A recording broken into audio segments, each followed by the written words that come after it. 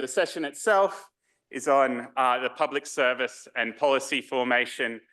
This is one of the defining aspects of the Menzies government, is his attitude to the public service, keeping in place the so-called seven dwarves, the sort of really big public service heads that he inherited from the Chifley government. But as we'll hear through these papers, taking that sort of legacy that he inherited and then evolving it himself, particularly with this first paper by Jim Walter on the evolution of the Prime Minister's Department, which was quite radically sort of changed during the Menzies era. So it's great to have Jim here. You might know him as a guest on our Afternoon Light podcast, where he was a really fascinating guest. So we're sure in for a fascinating paper. Thanks.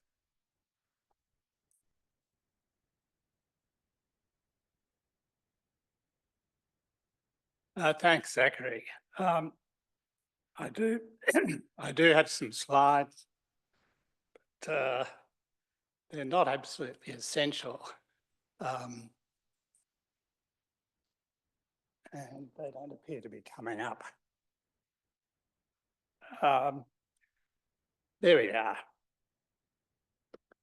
They're really sort of my speaking notes, but they may give you a focus for your questions later. I talked about Menzies and Alan Brown, and it's partly because I have for a long time in my research been looking at the people behind the sort of prime ministers and decision makers.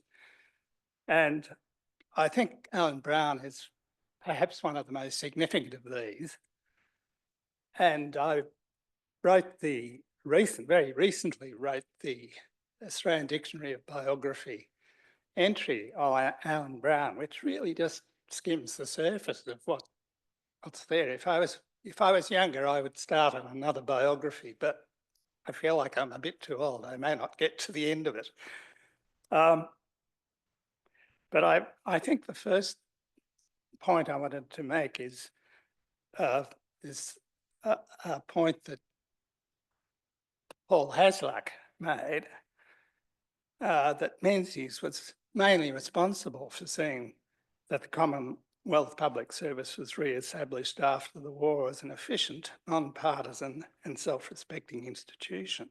This was among his major achievements, according to Hasluck. And it was because of this that through the 50s and 60s, some of those great public servants, the seven dwarves among them, were able to make their own contributions to the way things developed. It was, in fact, a significant legacy of the Menzies period and the post-war Liberal Party.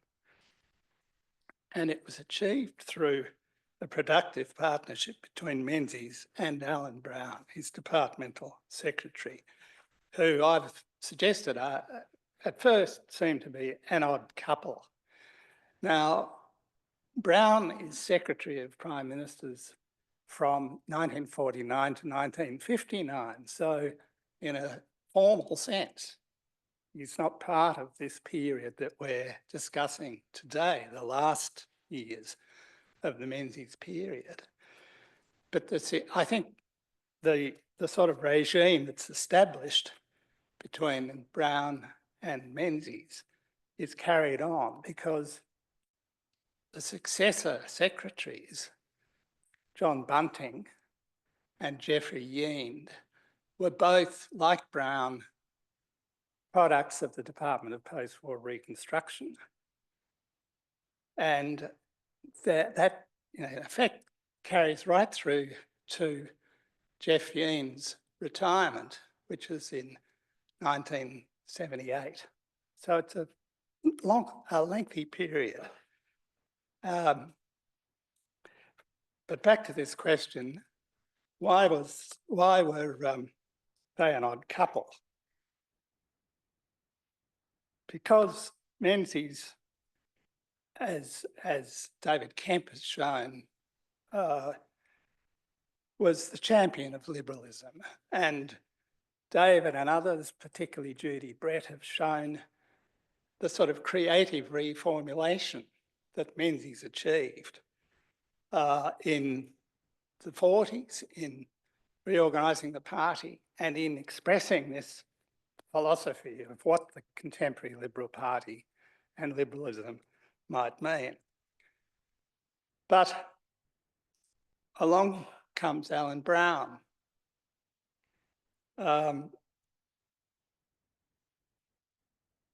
He was effectively the quintessential product of Nugget Coombs' Department of Post-War Reconstruction.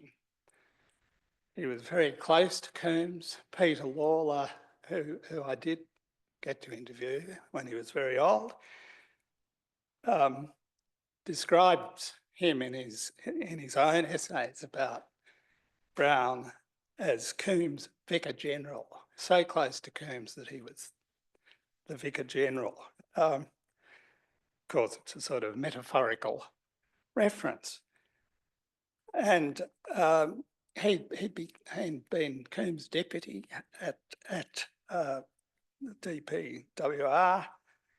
He was appointed secretary of the Prime Minister's Department when he was still quite young. And he was appointed by Chifley, and his aim was, or his brief was, to develop a directive policy-oriented central body, such as Coombs and Brown had envisaged. It seemed an odd link in that sense between this champion of liberalism turning to some extent, although we've heard much more detail about the dual economy and so on today, but to some extent turning against the sort of post-war Reconstruction Department's aim for this sort of planning regulatory body. Anyway, colleagues were not happy when he proposed accepting Brown and others, these key figures, but Menzies had a habit of meeting the key public servants when he was in opposition, meeting the key public servants as they went to and fro through King's Hall to go and see their own ministers. And he knew them. So he'd already developed relationships with all of these people, including Brown. And he satisfied himself that he could work with Brown. He asked Brown if he was a member of the Labor Party, and Brown said, I wouldn't be seen dead in the Labor Party, but I wouldn't be seen dead in your party either. And Menzies replied, well, that evened things up nicely. And so he kept on. And it became a friendship. In the notes and sort of marginal annotations on briefing, it's very clear that there's a friendship, and there's letters, references in the letters to my daughter, to Alan Brown. They're jokey. There's a real sense of this relationship. What were the background factors? Well, they might have had these philosophical differences, although I have to say it's hard to tell with Brown. He was a very proper, as his daughter said, when I talked to her, he was very proper. And he didn't talk about politics, he didn't talk about his work. So it's quite possible that he, despite being a disciple of Coombs, he was much more open to Menzies style liberalism than perhaps appears. But the thing is, I think the common background is very important. They were both shaped by what Janet McCalman calls the Menzies heartland, the suburbs of Melbourne, where the forgotten people are located. They both attended Wesley College, where Lawrence Adamson instilled an ethic of civic duty. And they shared a particular idiom that derived from their experiences at Wesley and then at Melbourne University. Brown too studied in this room despite the fact that it was a 17-year difference in their ages. They were both products of this context. Wesley College and the University of Melbourne Law School. They had a shared idiom. Menzies enjoyed the sort of caustic wit of, the lawyerly caustic wit that he could no longer sort of publicly use. But he and Brown would swap this in talking about, the people that they had to work with. They were complementary personalities in a way. Judy Brett has shown how Menzies invested himself in his private life, in his public life rather than his private life, the construction of a public figure. Brown was the opposite. He was intensely private. He wasn't sort of part of the Commonwealth Club set in particular.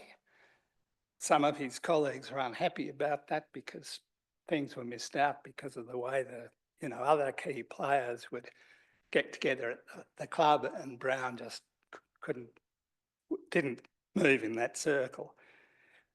The friends came around to see him, people that he worked with, but they didn't talk politics or policy in front of the family. They sat out in the garden, according to his daughter. They'd have a cup of tea out in the garden.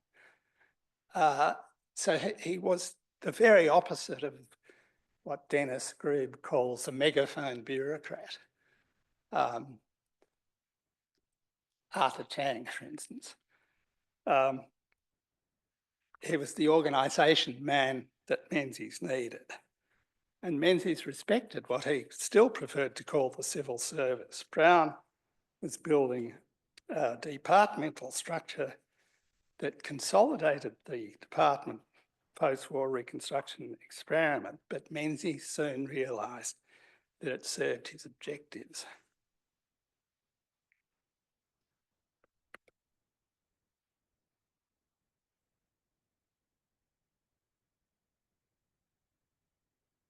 John Bunting has written very effectively about Menzies' boys and the trust and confidence that Menzies extended both to his staff and to the senior officials with whom he worked. And they became part of this inner circle, which few of his political colleagues had access to, perhaps because politicians might someday be his rivals. So at the end of the day, it was this inner circle that Menzies returned to explore ideas, to have a drink. And they're the ones who he invited around to the lodge on Sundays for meals. And it was Bunting who, in his memoir, called them Menzies boys. And Brown was chief among these, the Menzies boys. He was routinely included in significant diplomatic missions. He was once, in fact, sent on a familiarisation tour of Southeast Asia in Menzies' stead, standing in for Menzies. So what we see under Brown is a bureaucratic revolution. The department becomes the Prime Minister's eyes and ears in political circles. But a mark of that sort of affection is that among all these formal briefings and notes, there are letters and annotations about Menzies' personal well-being. At one stage, he tells Menzies, who's about to go to a Commonwealth conference, you shouldn't go. You've not been well. You're weak. You're picking up every wog that's going. I reckon we should, the doctors, you should get the doctors to say, are you well enough to go? There are other colleagues of yours, cabinet ministers, who can do the job. So he was not just giving a departmental view, he was saying, look after yourself and trying to sort of alert him to that. Menzies, of course, ignored the advice and went anyway. But that sort of thing is very evident. Anyway, the point is that the department is revitalised just in the way that Coombs has had envisaged, to become a more activist and policy-oriented department than the sort of administrative postbox that Pat Weller describes as having preceded Brown's tenure. Menzies accepted Brown's insistence that PMD should be an independent source of advice to the Prime Minister with policy capacities traversing all departments, and that allowed a fundamental redirection of the department. Now, of course, not everything went smoothly.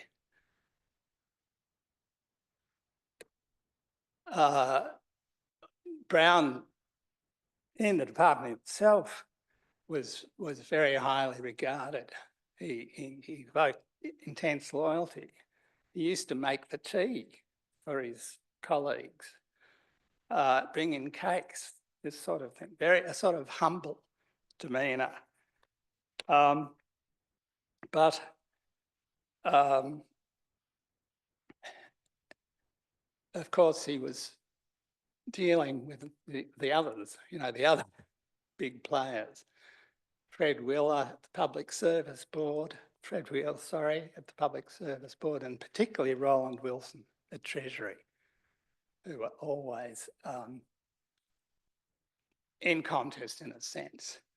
Now, Brown won out for the department because he had the Prime Minister's ear and his support, but he was also the level-headed advisor who helped to manage the policy battles between those big egos. Wilson at Treasury, John McEwen and Jack Crawford, about whom we'll hear later, at Trade, and Coombs, now at the Reserve Bank, but often in intense conflict with particularly Roland Wilson. And Brown is a mediator. He helps to manage those relationships, which becomes very important, of course. So what I'm moving towards is this idea of a sort of marriage of liberal creativity and bureaucratic innovation.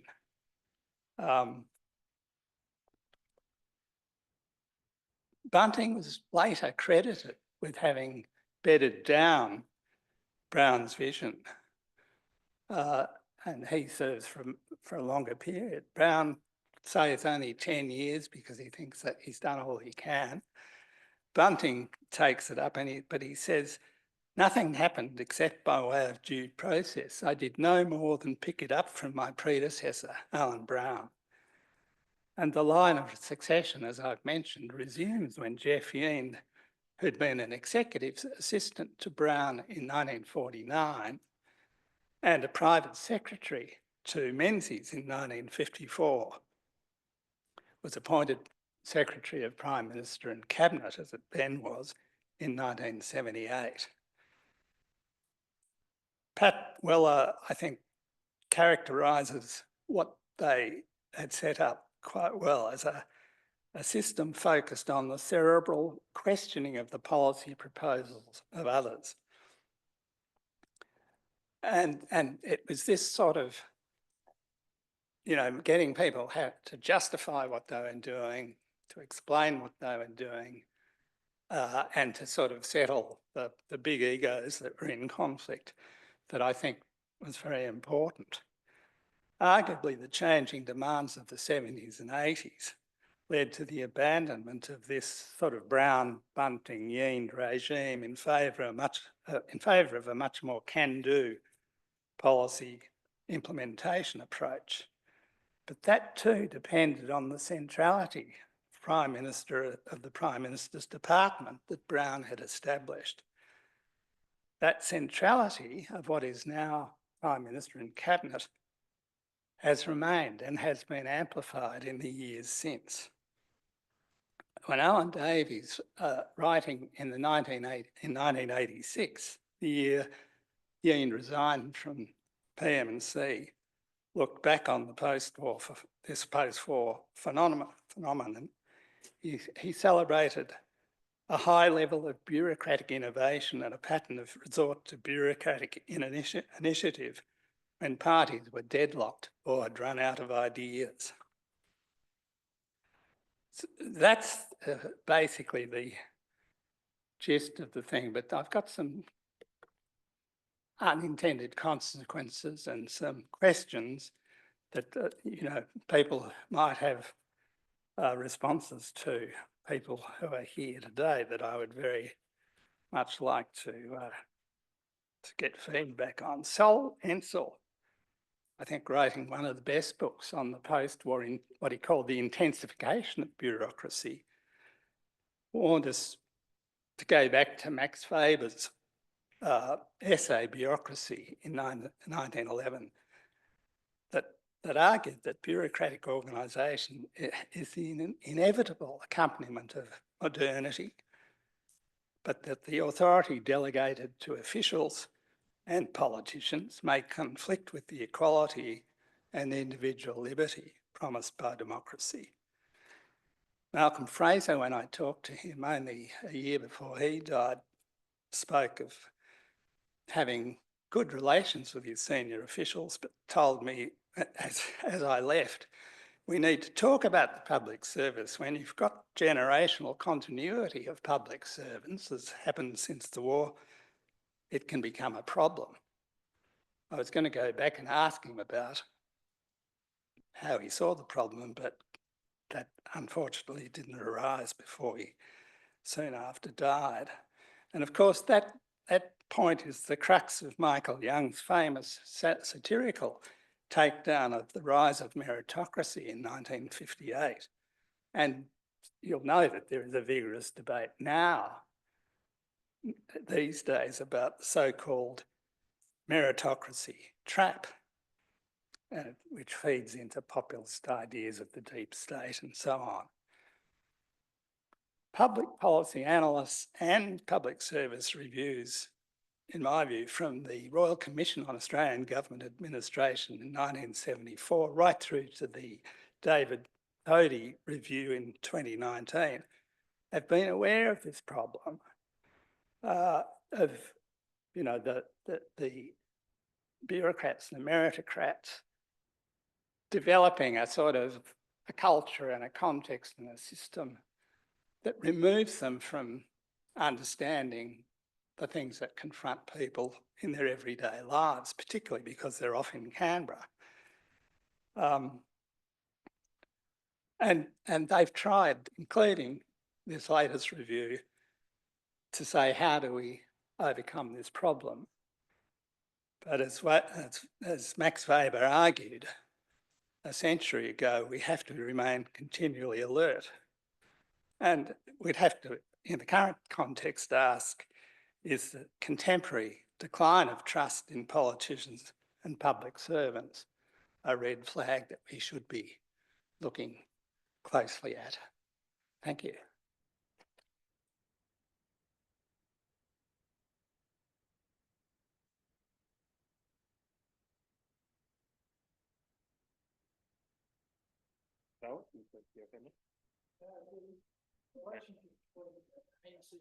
And Coombs was very interesting, and I don't know whether you've read the. Can you hear me? Read the letter that Menzies wrote to Coombs when Coombs retired as governor of the Reserve Bank. It's an incredible letter.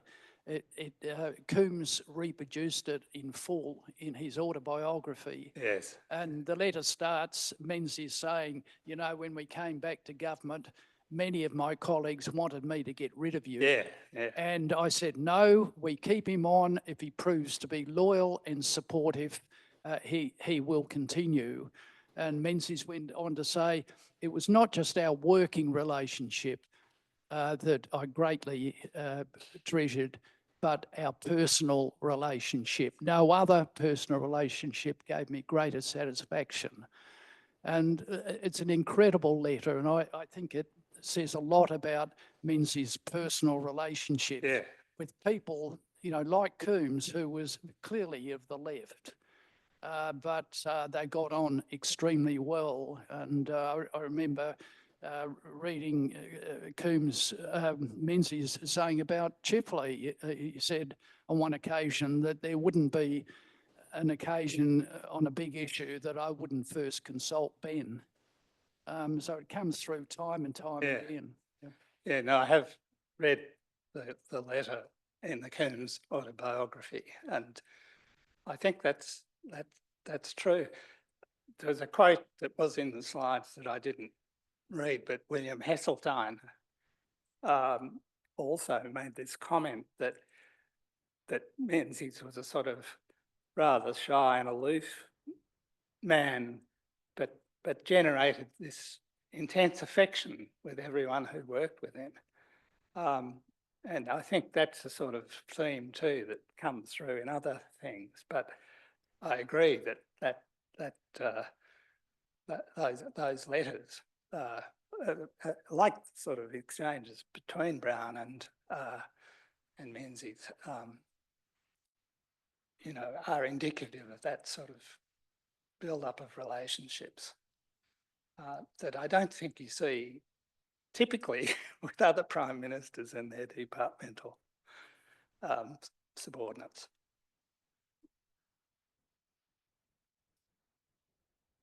Linda?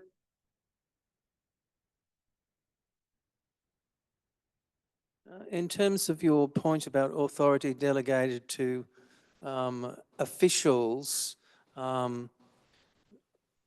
what's your view of the current situation with the public service, particularly in respect to digital first style policies? Are today's public servants more in touch or less in touch than the bureaucrats of Menzies' time with the people? Look, I think that's a good question, and it's very. There's a couple of things I'd say. One is that I worked very closely with Glenn Davis in the past. In fact, at one stage I was his line manager for reasons I won't go into. But we never really had to have meetings about how he was performing. But the thing that I was expecting and hoping for when he became the current secretary of the department was that he was a man who was both deeply engaged with all the sort of public policy literature and theory and so on, but also one who had talked in his own work about inclusivity and being able to, you know, draw people in to policy deliberations and particularly people who'd been who are going to be affected by it. So I held out some hopes that would lead to change. There was an essay in the monthly review, I think the last monthly review about Glenn Davis, where some of these things were discussed. But I mean, we're too close now to the action. You can't sort of talk to people or in the way you can once they're retired or they're moved on. And I think that the evidence in front of us is that there's just too much going on for them to do that sort of deliberative, what some call deliberative bureaucracy. There seem to be challenges coming from all sides that they feel are so urgent that they're not able to establish those sorts of relationships. So I think, I mean, that would be my reading at present. I'd be very happy to see that I'm wrong, but it is a difficult sort of situation.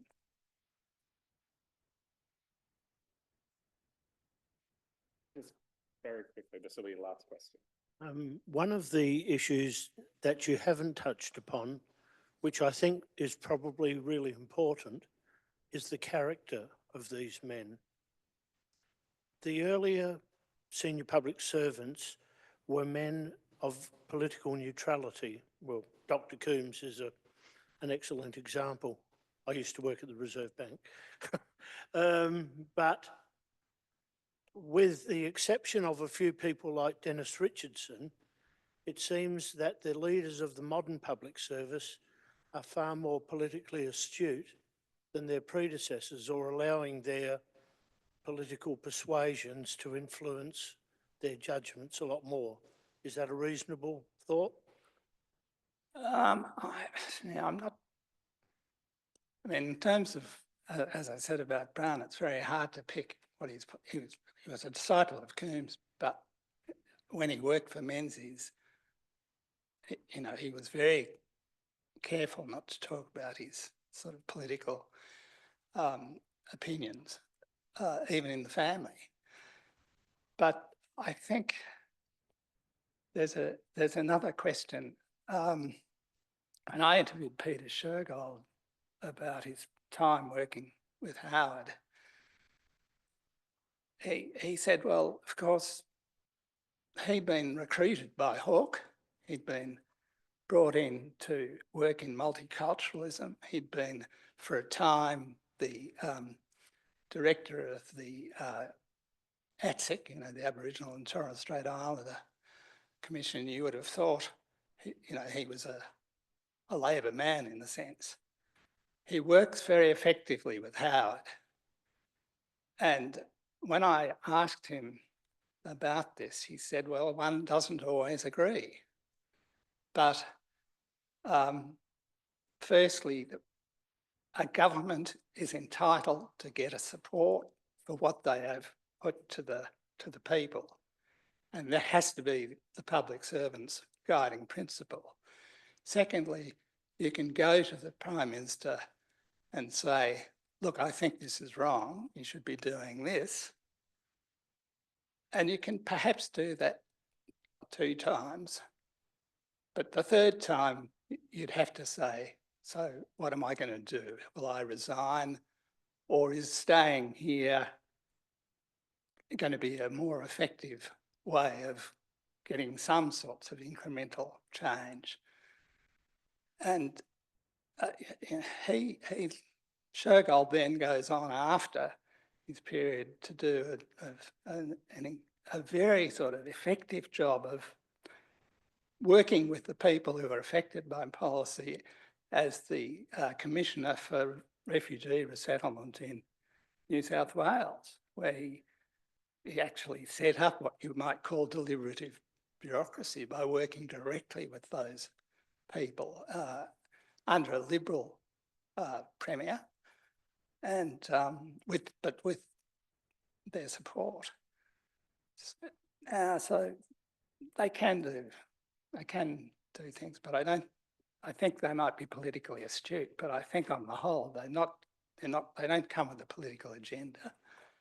And Shergold, I think, is a great example of one who, again, you might have said was an odd couple when he was first appointed by Howard, but proved to be very effective in supporting most of what Howard wanted done. Thanks, Jim.